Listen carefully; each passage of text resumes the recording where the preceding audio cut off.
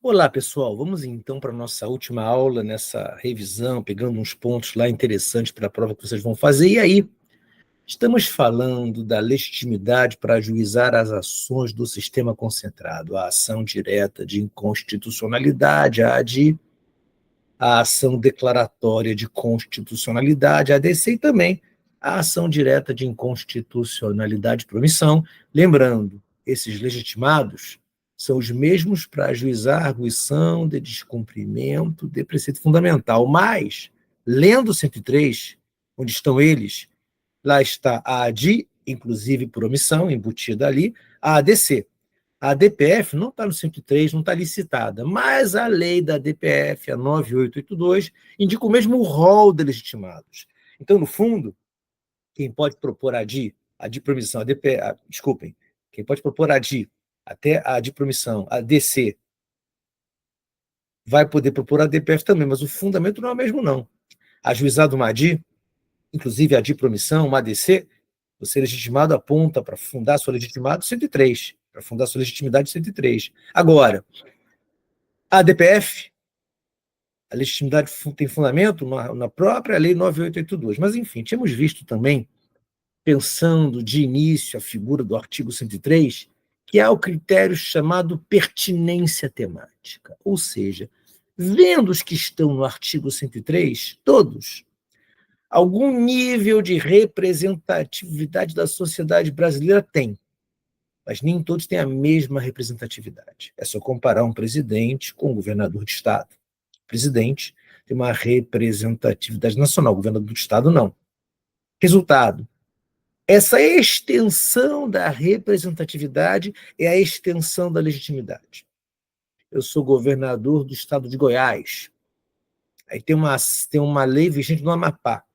Em princípio, não tem como eu, governador de Goiás, ajuizar uma ação para impugnar uma lei que vigora no Amapá, em princípio. Daqui a pouco eu aprofundo um pouco mais essa ideia. Mas notem, é a noção de pertinência temática. A Confederação Nacional da Indústria, que é uma confederação sindical, pode ajuizar se a lei atacar do ato normativo, atenta contra as questões que interessam à indústria. Pois bem, então vamos olhar agora o artigo 103 para estudar os incisos e ver aonde se aplica a pertinência e alguns outros temas próprios de cada inciso. Vamos lá. Artigo 103, inciso 1. Podem propor a ação direta de inconstitucionalidade, dá para incluir aqui, inclusive por omissão, né? E a ação declaratória de constitucionalidade. Inciso 1, presidente da República. Aqui, gente, não dá para cogitar de pertinência temática. O Brasil tem um sistema presidencialista. Nosso presidente é eleito em eleições nacionais e diretas. Ele é eleito em eleições nacionais. É o chefe de governo, comanda a administração pública federal, é chefe de Estado, representa o Brasil na ordem internacional. Está na cara que a representatividade é ampla, logo aqui não se aplica pertinência temática. Qualquer lei, qualquer ato normativo que você possa atacar por uma ADI ou defender por uma ADC, ele pode ser o requerente. Não se aplica aqui a noção de pertinência temática. Uma dica para vocês, pessoal. Nunca falem na ADI de autor e réu. Requerente, requerido. Por quê? A noção de autor e de réu tem a ver com os processos do nosso dia a dia, chamados processos subjetivos. O autor tem lá seus interesses, o réu tem interesses contrapostos, por isso estão litigando. Quando você está em um processo, está em defesa de interesse que é antagônico do outro, que o outro defende naquele mesmo processo. Né? Eu, autor, estou cobrando dívida que digo não foi paga. O réu diz, já paguei sim. Resultado, pessoal, cuidado que os processos com os quais nós vamos lidar no dia a dia são chamados processos subjetivos. Autor e réu, com interesses contrapostos. Pretensão de um, resistência do outro, conhecemos bem essa história toda. E a ADI, a ADC, a ADI por omissão, são chamados processos objetivos. Por que processo objetivo? Porque pelo ângulo jurídico formal, ninguém lá está por interesse próprio, mas sim para participar de um procedimento cujo alvo único é a supremacia da Constituição, o que interessa a todos nós. Então não tem um autor para ter um réu, tem o requerente da ADI. E quem são os requeridos? Os que emitiram ou que emitiu o ato. Desculpem, é uma ação direta de inconstitucionalidade atacando medida provisória. Requerido é o presidente. Então, notem, na ADI, nós temos requerente e requerido, não autor e réu. É um processo objetivo. Cuidado com o seguinte, gente. Às vezes, quando você pega um conceito desses, é bom localizá-lo no mundo maior do conhecimento. Se vocês chegarem para um cientista político, para um sociólogo, antropólogo, um psicólogo que vocês disserem que não há interesse antagônico, ele vai rir de vocês. É claro que tem. Né? Então, assim, se vocês forem pelo ângulo da ciência política, sociologia, antropologia, psicologia, tem conflito ali. Interesses grandes contrapostos. Mas o nosso olhar para pensar o que é um processo subjetivo tem que ser um olhar jurídico formal. Interesses juridicamente reconhecidos. Na ADI, na ADC, na dipromissão, o único interesse que lá está é o da supremacia da Constituição. Quem dela participa, da ADI, da ADC ou da adipromissão, o alvo é fazer com que haja um procedimento que caminhe rumo à decisão do Supremo onde prevaleça a supremacia da Constituição. Assim é na ADI, na adipromissão, na ADC.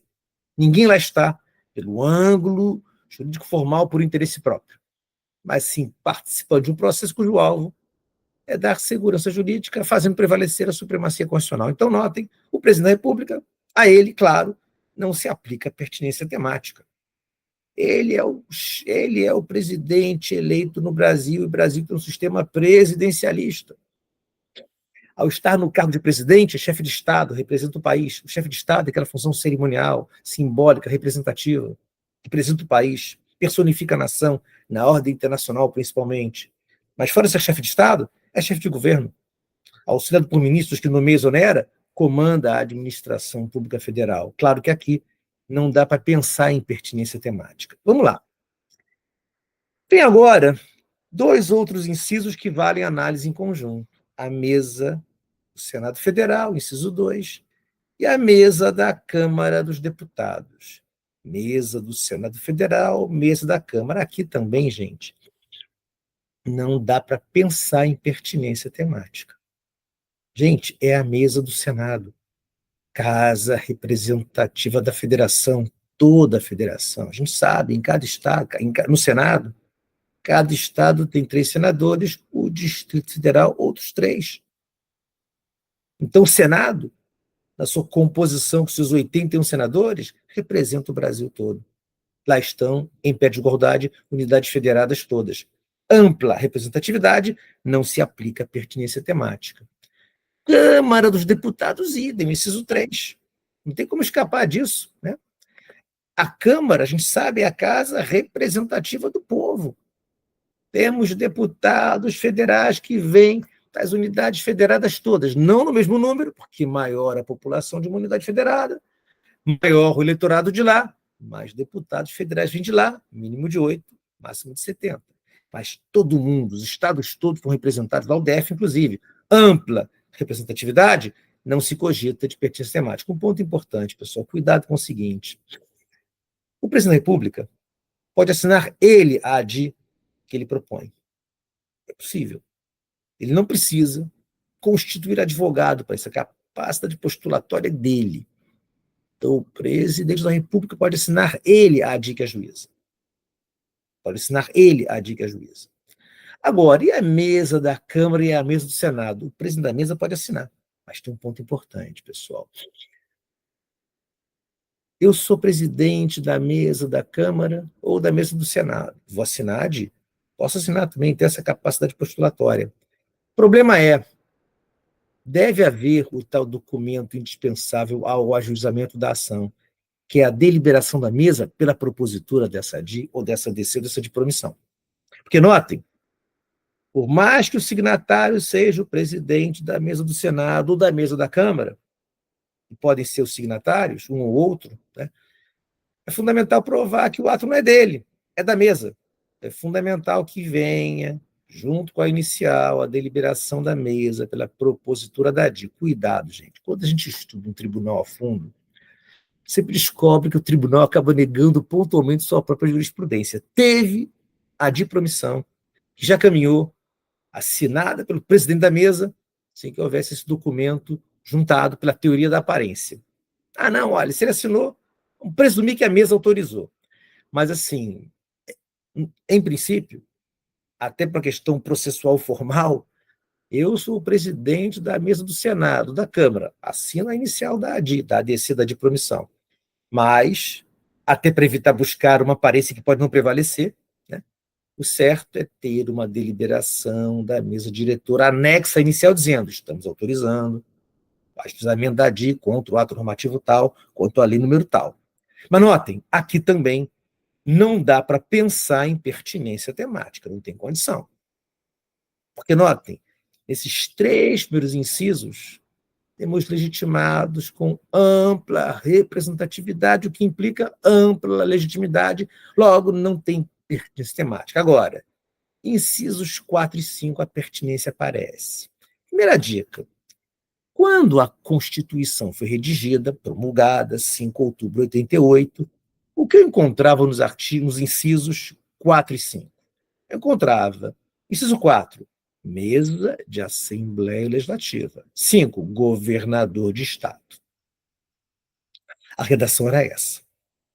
Do 103, inciso 4, inciso 5. No 4, mesa de Assembleia Legislativa. 5, governador de Estado. Ou seja, esqueceram o Distrito Federal. Não estava lá a mesa da Câmara Legislativa do Distrito Federal, não estava lá o governador do DF. Resultado: será que essa interpretação literal poderia prevalecer? Nunca. E nunca prevaleceu. O que o Supremo Tribunal falou lá na origem: olha, o artigo 103, incisos 4 e 5, esses 2 incisos demandam interpretação extensiva. Por quê? Por mais que o inciso 4 fale em mesa de Assembleia Legislativa, gente, quem tem a Assembleia Legislativa é o Estado. Por mais que o 5 fale em governador do Estado, não dá para agarrar nessa literalidade e excluir o Distrito Federal. Excluir o governador do DF ou a mesa da Câmara Legislativa do DF. Por quê? Por algo já citado aqui. Nas nossas aulas, eu tenho me agarrado muito às questões principiológicas. Por quê? Porque são poucas aulas e os princípios permitem responder muita coisa. Gente, já falei para vocês do chamado princípio federativo, que é a base para a Federação Brasileira. E qual é o beabá do princípio federativo? Unidades federadas devem ter tratamento isonômico. Em princípio, salvo exceção expressa na Constituição, unidades federadas têm tratamento igual. Cada uma tem 3 senadores. Pois bem, se governador de estado pode ajuizar de, governador do DF também pode. Se mesa de Assembleia Legislativa pode ajuizar de, mesa da Câmara Legislativa também pode. E aqui, gente, não é uma analogia. Não se trata de semelhança entre Estado e DF, mas de igualdade. Por isso, interpretação extensiva. Né? Na verdade, como tem uma lacuna, vou pegar uma norma que trata do semelhante. Não.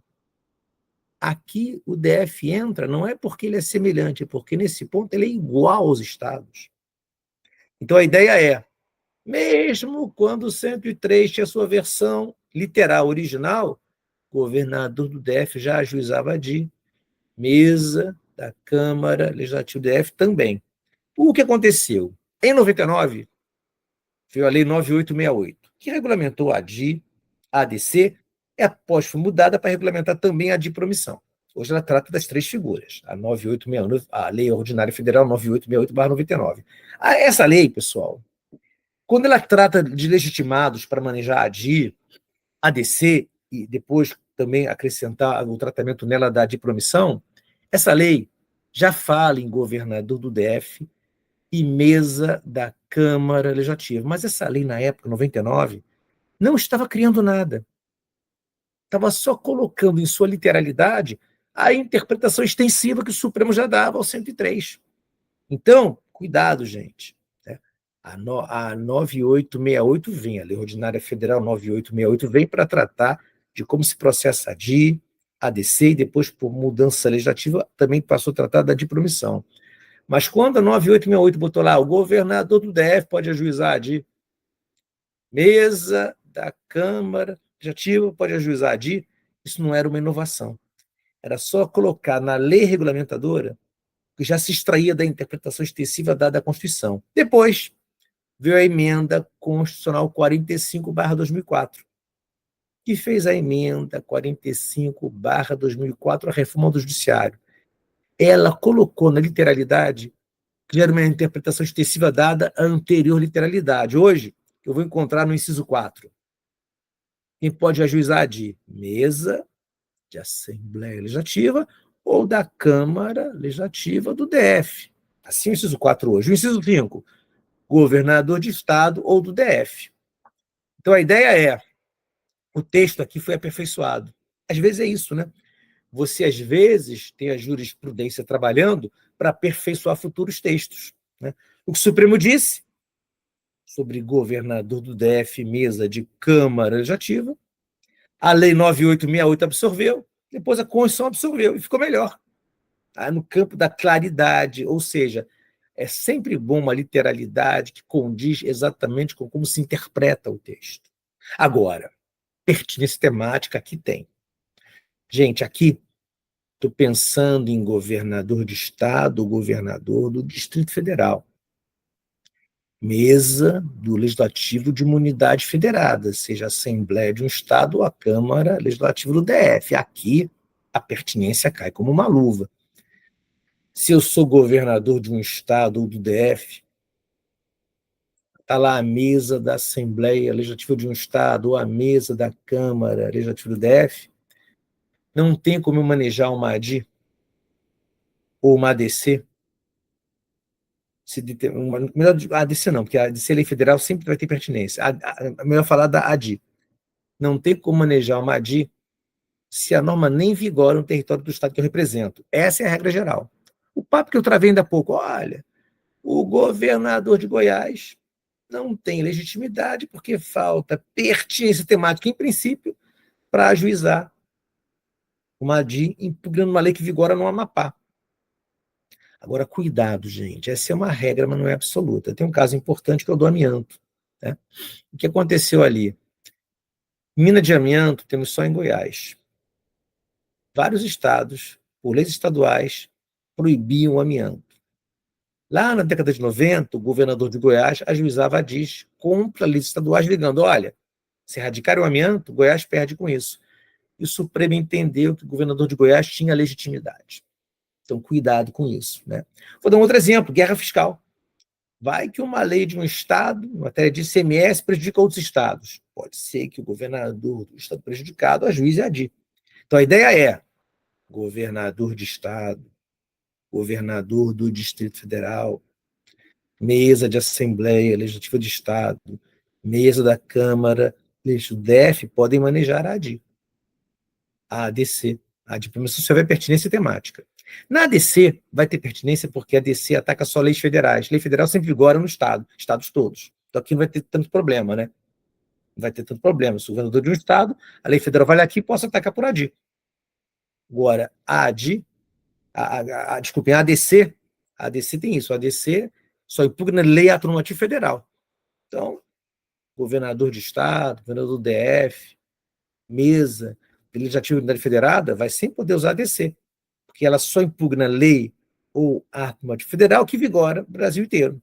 Então, vai sempre vigorar no Estado, onde você é governador ou mesa do legislativo, pode impugnar. Agora, a ADI pode alcançar a lei estadual. Se a lei é de outro Estado, que não afeta o Estado do seu governador, não caberá a ADI nesse caso, entenderam, pessoal? Então, notem, é isso. Né? Mas, enfim, a ideia é, aqui tem espaço para a chamada pertinência temática. Tem que ver se o ato que eu estou impugnando numa ADI ou defendendo numa ADC afeta a unidade federada do seu governador ou sua mesa do respectivo poder legislativo. E a mesa aqui é a juiz ADI, presidente da mesa. Mas, em geral, o melhor caminho é ter a ata da reunião da mesa que autorizou a propositura da ADI. Fechou isso, pessoal? Tranquilo? Repito, pessoal, fica bem claro. Aqui, na ADC, pertinência temática vai ter sempre. Eu sou governador de um estado, eu sou a mesa legislativa de uma unidade federada. A ADC só alcança lei e ato normativo federal. Se o objeto são leis e atos federais, vale no Brasil inteiro, qualquer governador ou mesa legislativa de unidade federada pode manejar a ADC. Agora, a ADI pode ser lei estadual.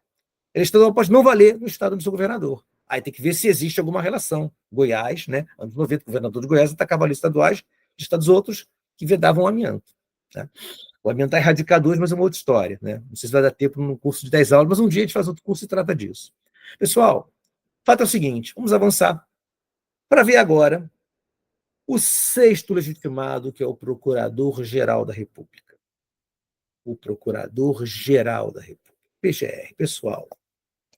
Aqui não dá para cogitar de pertinência temática.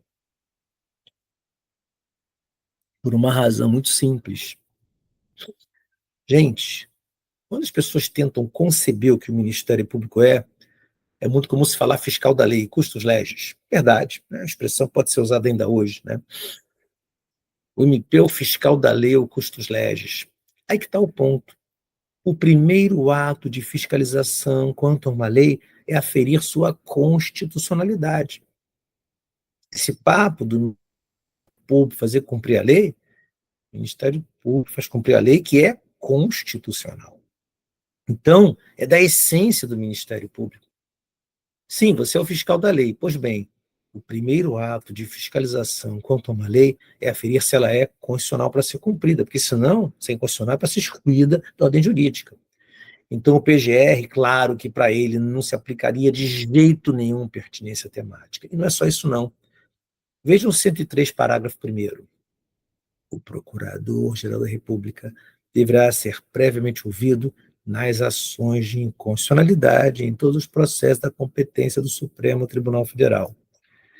Pessoal, seja uma ADI por omissão, uma ADC, uma DPF, o Procurador-Geral se manifestará mesmo não sendo requerente. Aliás, uma questão interessante aqui. Porque, notem, se o requerente é outro, 103, governador de estado, partido político representado no Congresso, se o requerente é outro, o PGR fala ao final, né? É ajuizada a ADI, o requerente, é ajuizada a ADI pelo requerente, o requerido que editou o ato presta informações, eventualmente amigos cujos se manifesta, a AGU entra, ao final, o PGR dá seu parecer para depois o processo ser incluído em pauta pelo relator. A última fala é do PGR nas ADIs em geral. E quando ele é o requerente, ele fala por último? Fala. Por quê? Gente, pode acontecer o seguinte. Vai que o Procurador-Geral da República ajuizou a ADI. Mas vê as informações do requerido, quem editou o ato. Se pronunciam amicus curiae. Vai lá um amicus curiae e se pronuncia, melhor dizendo. Fala lá o amicus curiae. O AGU traz lá a percepção dele. Pode ser que as audiência pública na ADI. Fato é que pode ser que o Procurador-Geral da República, em função da instrução do processo, mude de convencimento. A chave inconstitucional, acho hoje constitucional. Ou a inconstitucionalidade é mais restrita do que imaginei, sem contar que pode ter mudado quem é o PGR. Fato é que mesmo que o Procurador-Geral da República seja o requerente da ADI, ele fala ao final. E ele pode dar um parecer contrário à ADI que ele ajuizou, o que não vincula o plenário do Supremo Tribunal Federal. Pode ser que o PGR ajuize a ADI, é possível que o mesmo PGR opine pela improcedência da ação que ajuizou e o Supremo acolha a ação. PGR, diz o Supremo, certo, você estava na propositura, não no parecer ao final. A ação direta, pessoal, não comporta desistência, porque você lida com o indisponível, quem tem que falar é o Supremo. Quem quer que falou antes, falou para contribuir para esse processo objetivo, onde quem fala ao final é o Supremo em prol da supremacia constitucional.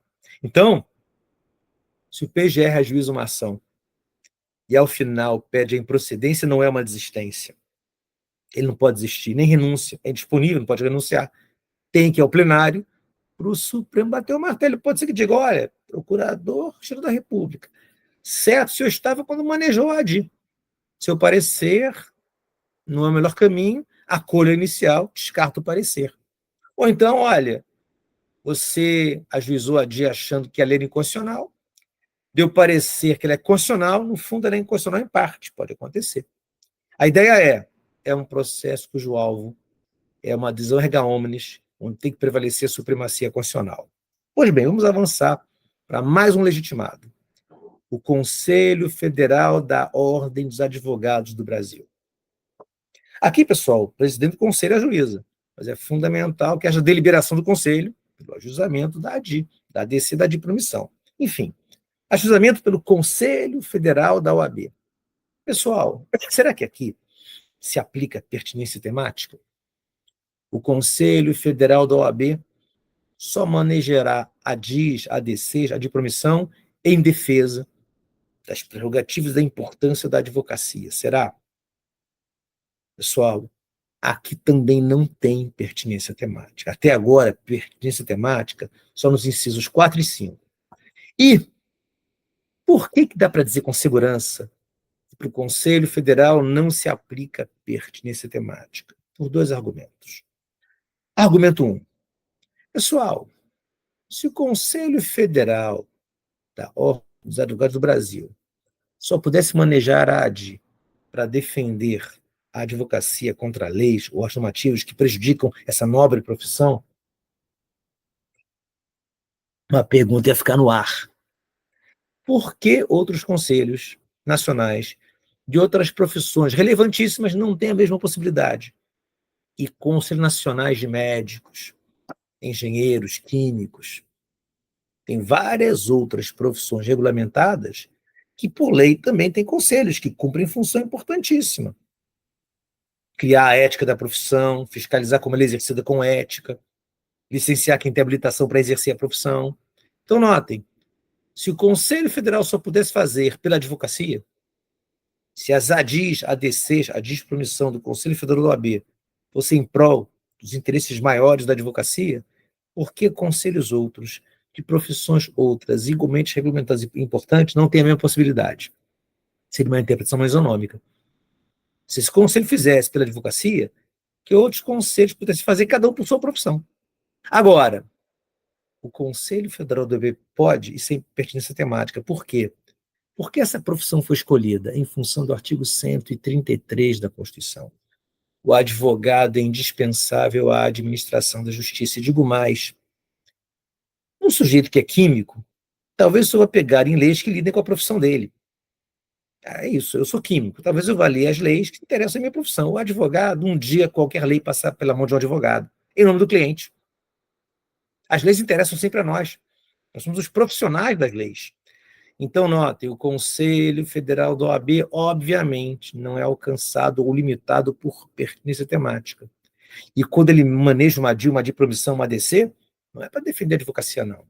É para participar de um processo objetivo em prol da supremacia da Constituição. Avançando.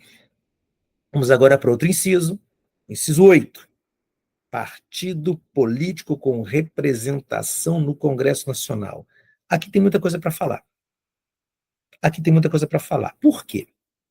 Gente, partido político com representação no Congresso. Qual foi a ideia aqui?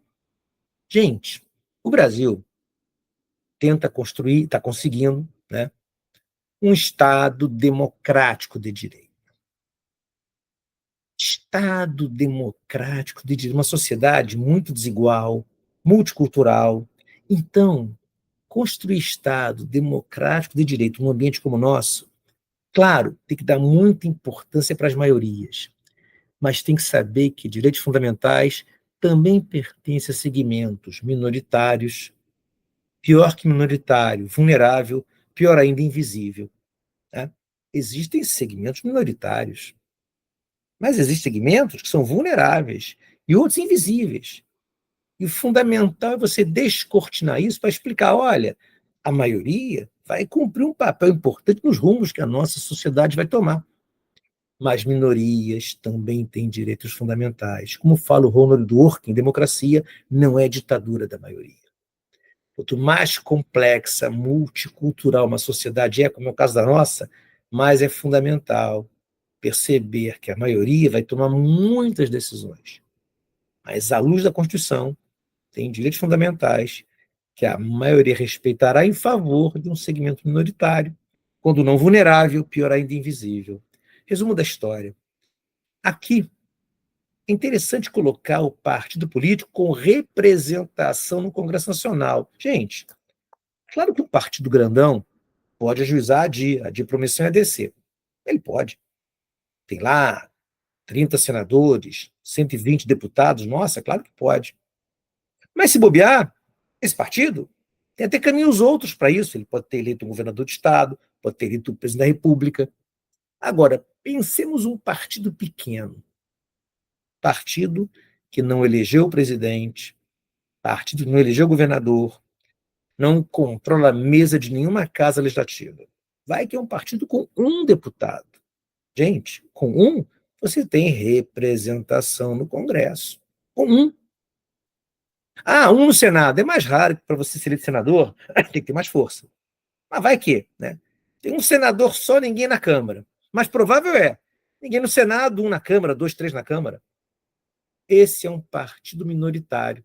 Aí eu vou dar um exemplo para vocês. Um presidente que acabou de ser eleito encaminha um certo projeto de lei. Foi eleito com uma ampla vantagem. Vai que ganhou de lavada no primeiro turno. Presidente eleito, recém-eleito, projeto de lei que ele apresenta. A Câmara dos Deputados, recém-eleita também, aprova o projeto. Aprova fácil. O Senado vai que renovou recentemente 2/3 do seu quadro. Aprova. O presidente sanciona, promulga, publica, e está em vigor aquela lei. Vai que a opinião pública está aplaudindo, a mídia também, mas foram prejudicadas as populações indígenas. Pode ser que um partido político com um deputado ajuize Madi. Leve a questão suprema e a lei seja declarada inconstitucional. Os tais freios e contrapesos que falamos já. O papel contra-majoritário que o judiciário cumpre para defender direitos de quem quer que seja. Resultado, pessoal, cuidado com o seguinte, que eu estou dizendo é o seguinte, aqui a ideia é dar voz às minorias, dando acesso a elas ao sistema concentrado. Pegando aqui o que fala o alemão Peter Aberli, aqui é a tal sociedade aberta de intérpretes da Constituição. O ato de interpretar a Constituição, tentar compreendê-la, debater seu significado, não pertence ao bacharelismo. É um ato de cidadania. O cara pode ser leigo, mas pode querer conversar sobre isso. E é bom que fale, é salutar que fale. Buscar o significado da Constituição. É o que Peter Aberli chama de sociedade aberta de intérpretes. Interpretar a Constituição, pensar seu significado, não é algo que demanda conhecimento jurídico, capacidade postulatória, é algo que é próprio da condição de cidadão, de integrar uma sociedade e integrá-la ativamente. Então, a ideia é, minorias têm acesso ao Supremo.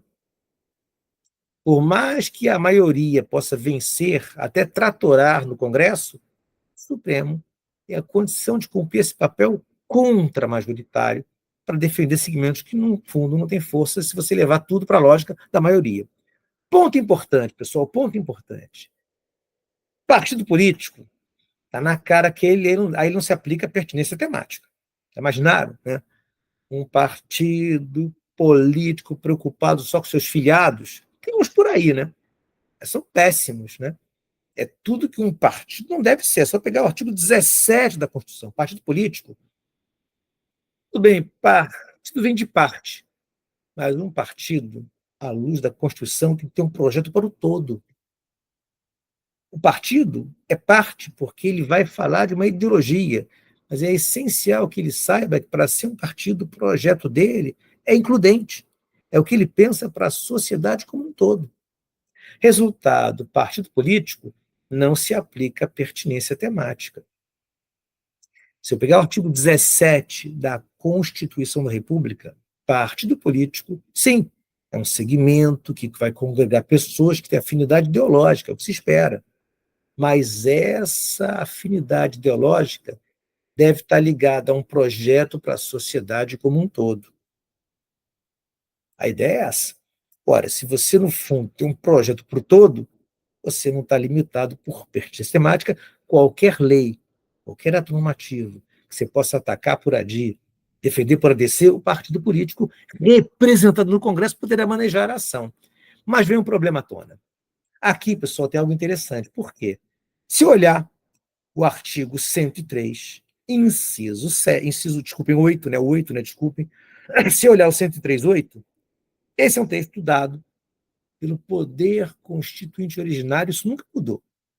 A literalidade é a mesma desde 88. Mas esse artigo teve já 3 interpretações. É a tal noção de mutação constitucional. Quando não é porque a Constituição mudou, porque o texto mudou, mas a interpretação foi alterada. Gente, para entender isso, lá atrás, o que o Supremo dizia? Partido político, com um deputado, um congressista só, já tem representação no Congresso para ajuizar. E ajuizavam. Ajuizavam, mas aí vai que uma eleição vinha e esse partido ficava sem ninguém no Congresso. Né? Ou vai que, segundo as regras da época, o parlamentar mudava de legenda com a liberdade que no passado existia. Resultado, gente, vamos imaginar essa perda superveniente à propósito da ação contra a representação no Congresso. Qual foi a posição do Supremo inicialmente? Esse é um caso de ilegitimidade superveniente. Como se falava na época, a ação extinta, como se falava na época, sem julgamento do mérito. Era a posição do Supremo, jurisprudência, a tal da ilegitimidade superveniente. Então, o partido perdeu a legitimidade que tinha. Gente, era a jurisprudência. Aí aconteceu um caso. O que é chamado de interpretação tópica no direito? O que é chamada tópica? Tópica, você cria uma resposta, aí vem um caso que mostra que a tua resposta era incompleta. Você aprende com os casos que acontecem e te surpreendem. Essa é a noção de tópica, para sintetizar, é claro. Resultado, o que aconteceu? Certo partido perdeu a representação no Congresso. E aí, relatores, figuras adis, que haviam propostas por tal partido, por ilegitimidade superveniente. Só que, em alguns casos, o relator que extinguia, o advogado do partido agravou, o agravo interno. Então, foi a tese muito boa dele.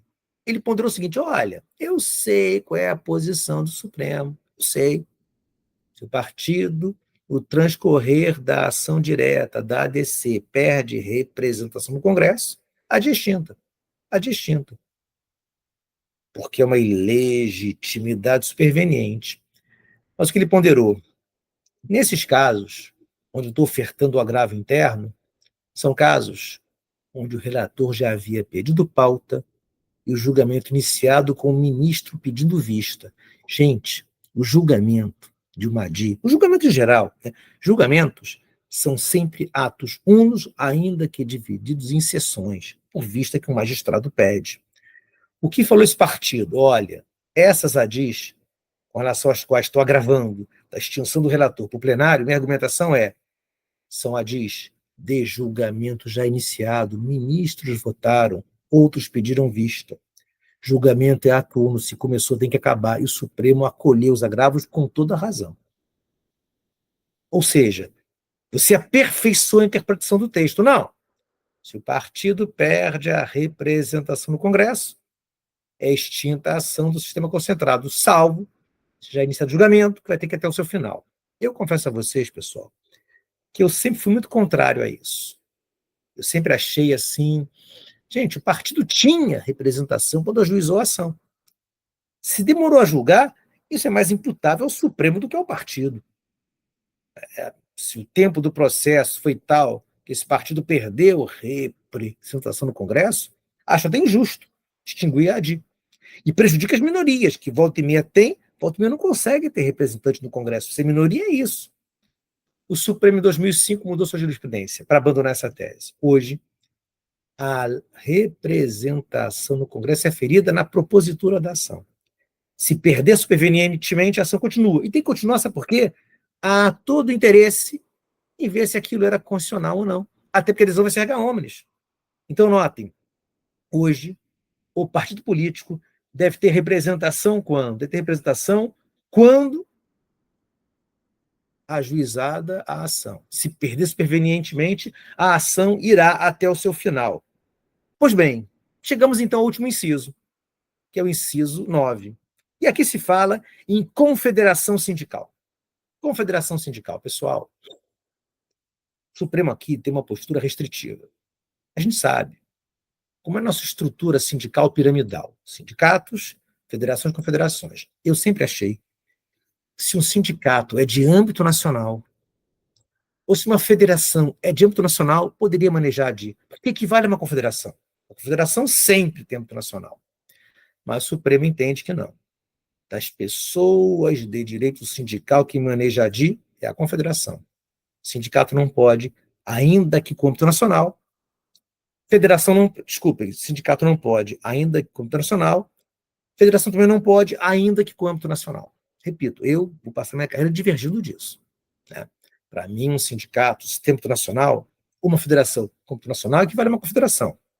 O Supremo aqui é literal e restritivo. Os entes sindicais, quem pode manejar a DI é a confederação. Sindicatos não, federações não. Agora, aqui, claro, pertinência temática. Não tem nem dúvida. Né? Aqui tem que ter pertinência. Você, confederação sindical, maneja a ação direta, a ação declaratória de promissão, se o que você está impugnando ofende, atrapalha aqueles que você representa. A Confederação Nacional da Indústria vai mover uma DI contra uma lei tributária que afeta a indústria, não contra uma lei que vai tratar de relações familiares. Agora, chegamos ao último legitimado. Entidade classe de âmbito nacional. Entidade classe de âmbito nacional. Pessoal, duas coisas aqui. O que é classe e o que é âmbito nacional? Primeira coisa, âmbito nacional. Gente, o que é âmbito nacional? Porque aqui tem que fugir dos extremos. Âmbito nacional é ter um estatuto dizendo que você aceita filiado de qualquer parte do país? Não. Porque assim é um âmbito nacional formal. Já imaginou? Eu sou uma entidade de classe de âmbito nacional, meu estatuto fala que eu aceito filiados do Apoque ao Chuí, mas meus filiados são todos do município do Rio de Janeiro. Não daria para aceitar um âmbito nacional formal. Não daria. Ia ser uma porta até para fraude, né? Eu me digo com o âmbito nacional porque meu estatuto prevê, eu aceito filiados do Brasil afora, mas os meus filiados mesmo são do mesmo bairro. São 20 caras do mesmo bairro. Vai mover a DI? Então, notem, não dá para ter um âmbito nacional meramente formal. Agora, âmbito nacional total, essa é uma coisa diabólica, né? Você tem que ter filiados nos estados todos, nos municípios todos.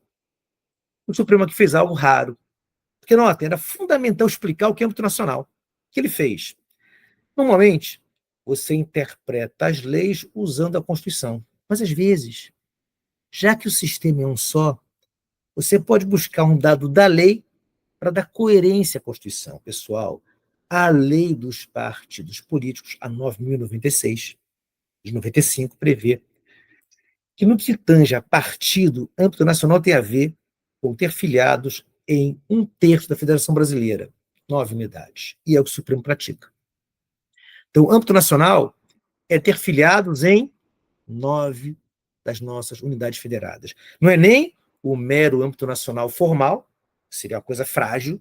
O meu estatuto fala que eu aceito filiado do Brasil inteiro. Então, âmbito nacional. Sim, se você tem filiado só de uma cidade. Por âmbito nacional real total, isso é uma loucura, né?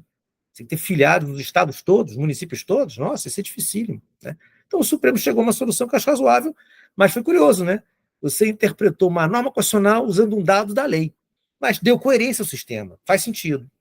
Questão interessante, a tópica de volta, né? Todo mundo achou que está resolvido, até que veio um caso interessante da Abersal, uma associação de empresas que manufaturam sal. Né? O que aconteceu? A Abersal não tem associados em 9 unidades. Tem associados em poucas unidades, as poucas onde a atividade existe. Ela tem o âmbito nacional possível. Ninguém havia pensado nisso até acontecer o caso da Abersal. Então, olha, gente, pensem, tem atividades que tem a ver com a geografia. Tem atividades marítimas, fluviais, tem que ter minério. Tem atividades que não tem suporte fático num lugar para existir. É o caso da extração de sal. Falou o Supremo, não, a Abersal tem o âmbito nacional possível. Porque nos poucos lugares onde a atividade existe, ela tem filiados. É a lógica tópica de você, com os casos, aprender a aperfeiçoar suas respostas, buscando um acervo coerente de respostas. Agora, outro ponto importante. Tá bom, vimos o que é âmbito nacional. É o âmbito nacional razoável a ter filiados em 9 das nossas unidades federadas, 1/3. Agora, notem, o que é classe? O que é classe? Aí que está o ponto. O que é classe? Classe aqui, claro, não é classe social. Mas restam 2 outros significados da palavra classe. Classe, com pessoas que operam na mesma atividade de mercado, mesmo trabalho, mesma profissão, mesma atividade empresarial. Então, classe seria algo muito ligado ao conceito de mercado. Classe seria algo muito ligado ao conceito de mercado. Muito ligado à noção de mercado. Ou seja, a ideia seria essa, né? Pessoas que têm mesmo trabalho, mesma profissão, mesma atividade empresária. Produtores de sal, magistrados. Resultado, gente, esse é um significado. Teria um terceiro significado.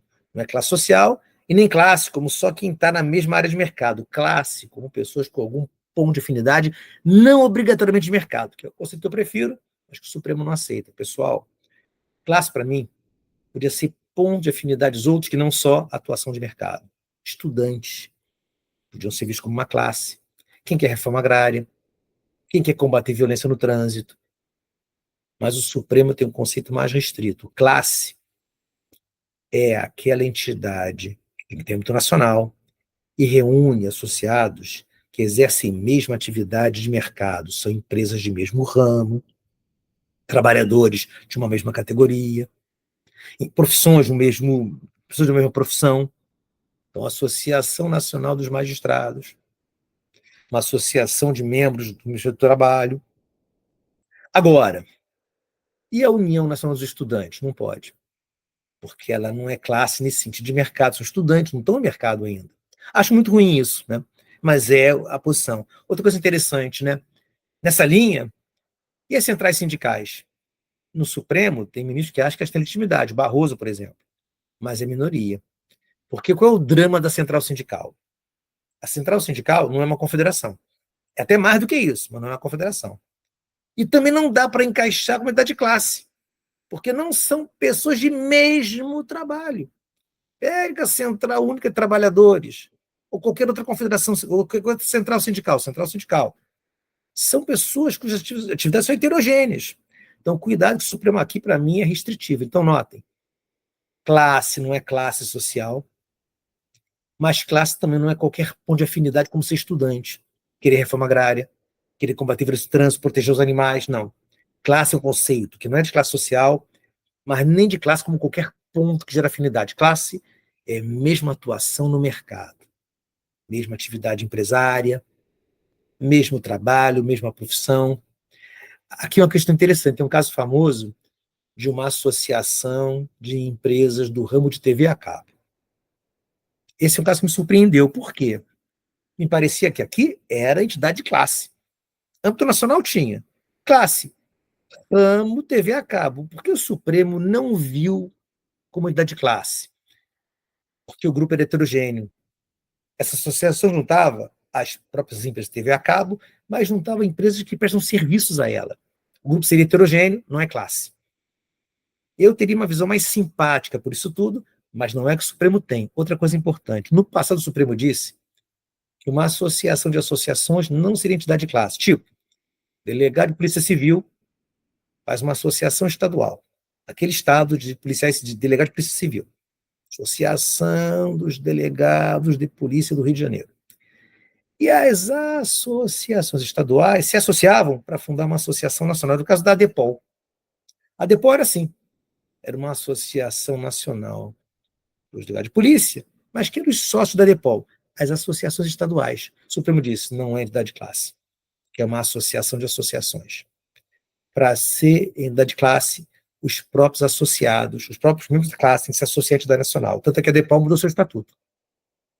Eu sempre achei isso um erro, né? Porque, na verdade, fundar uma associação estadual e tais associações fundarem uma nacional é um caminho estratégico. Todo mundo se associa a uma nacional, é um caminho estratégico. Mas o Supremo mudou essa jurisprudência também, e hoje, uma associação de associações será, sim, para efeito de ADI, uma entidade de classe, né? Que eu acho uma saída bem melhor, bem mais adequada. Até porque saber se a classe vai ter uma associação nacional a qual todos se filiam, ou se vai se organizar em associações estaduais, que vão, por sua vez, criar uma nacional, é uma questão estratégica. É uma questão estratégica. Isso não afeta que você pode chegar, no fim das contas, por um caminho ou outro, numa representação nacional. Pessoal, com isso, né, a gente fecha nossos 10 aulas, espero ter ajudado. Tendo dúvida, mandem lá para o curso que eles me repassam. Espero encontrar vocês em outros cursos, tá bom? Um grande abraço, boa sorte lá na prova. Tchau, tchau, gente.